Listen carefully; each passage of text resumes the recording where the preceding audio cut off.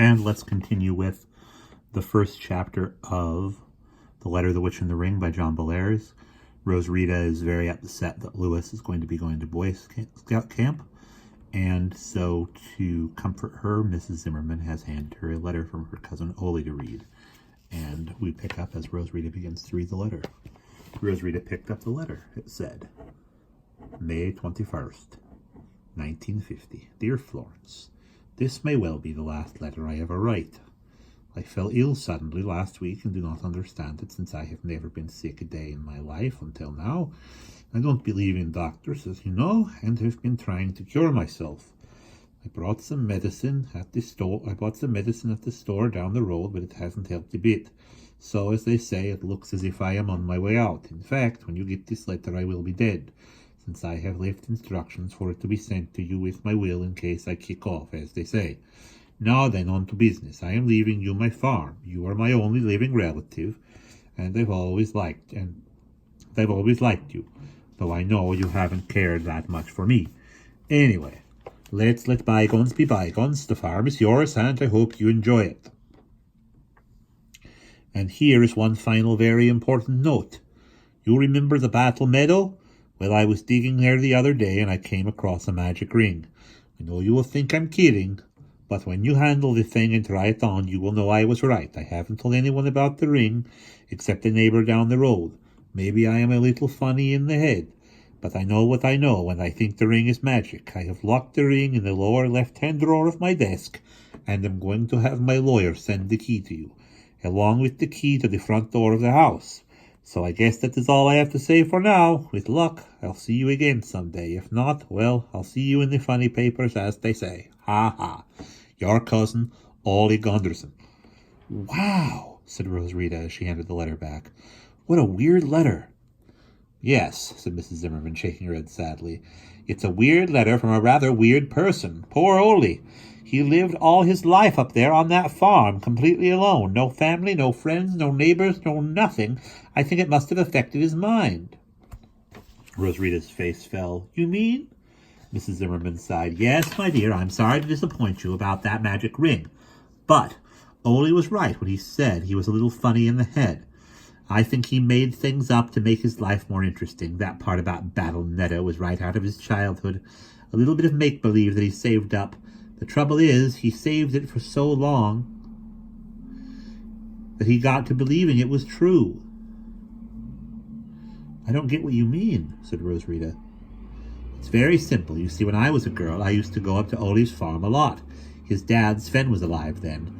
He was a very generous sort and was always inviting cousins and aunts to stay for long periods of time. Ole and I used to play together, and one summer we found some Indian arrowheads in a meadow by a stream that runs behind this farmhouse. Well, you know how kids are. On the basis of this little discovery, he made up a story about how this had been a place where a battle had been fought between some settlers and a band of Indians. We even gave names to some of the Indians and pioneers who were involved in the battle, and we named the little field where we played the Battle Meadow. I had forgotten all about the Battle Meadow until Ole sent this letter. Rosarita felt a little disappointed. Are you sure the part about the ring isn't true? I mean, sometimes even crazy people tell the truth. They really do, you know. Mrs. Zimmerman smiled sympathetically at Rosarita. I'm sorry, my dear, but I'm afraid I know more about Ole Gunderson than you do.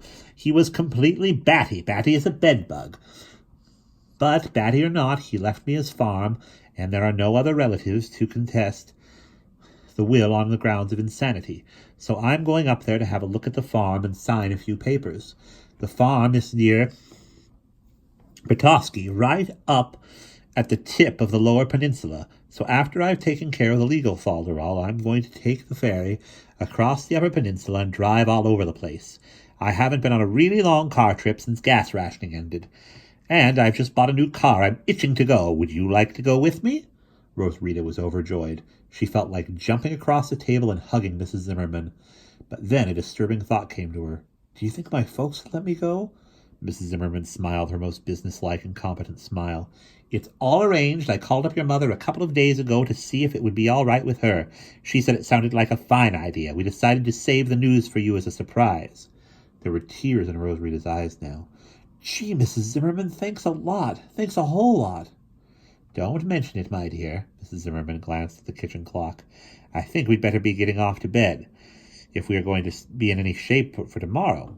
Jonathan and Lewis will be coming over here for breakfast. Then off goes Lewis to camp, and off goes we to the wilds of Michigan. Mrs. Zimmerman got up and stubbed out her cigar in the kitchen sink. She went into the front room and started turning out lights. When she returned to the kitchen, she found Rosarita still sitting at the table with her head in her hands. There was a dreamy look on her face. Still mooning about magic rings, eh? Said Mrs. Zimmerman. She laughed softly and patted Rosarita on the back. Rosarita, Rosarita, she said, shaking her head. The trouble with you is you've been hanging around with a witch, and you think magic is going to sprout up out of the cracks in the sidewalk like dandelions. By the way, did I tell you I don't have a magic umbrella anymore? Rosarita turned and stared at Mrs. Zimmerman in disbelief. You don't? Nope. As you recall, my old one got smashed in a battle with an evil spirit. It's totally done for. As for the new one, the one Jonathan bought me for Christmas, I haven't been able to do anything with it. I'm still a witch, of course. I can still snap matches out of the air. But as for the more serious, more powerful kinds of magic, well, I'm afraid I'm back in the bush leagues. I can't do anything. Rosarita felt awful. She had seen Mrs. Zimmerman's magic umbrella in action. Most of the time it just looked like a ratty old black umbrella. But when Mrs. Zimmerman said certain words to it, it turned into a tall rod topped by a crystal sphere, a sphere with a purple star burning inside it. It was the source of all Mrs. Zimmerman's greater powers, and now it was gone for good. Isn't there anything you can do, Mrs. Zimmerman? Rosarita asked.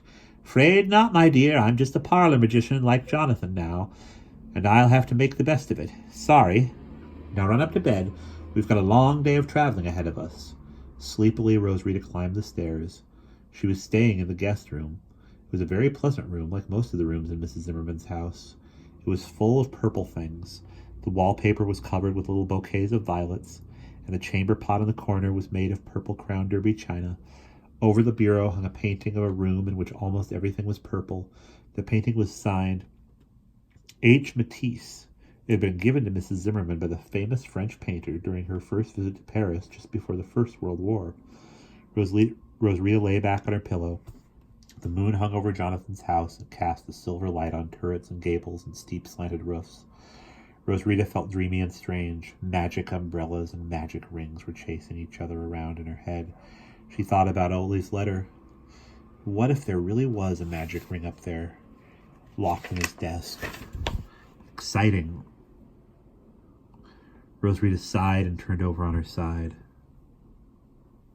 Mrs. Zimmerman was a smart person. She usually knew what she was talking about, and she was probably right about the old ring. The whole story was just a lot of baloney, but as she drifted off to sleep, Rosarita couldn't help thinking how nice it would be if Ole's letter were telling the truth. And that's the end of chapter 1.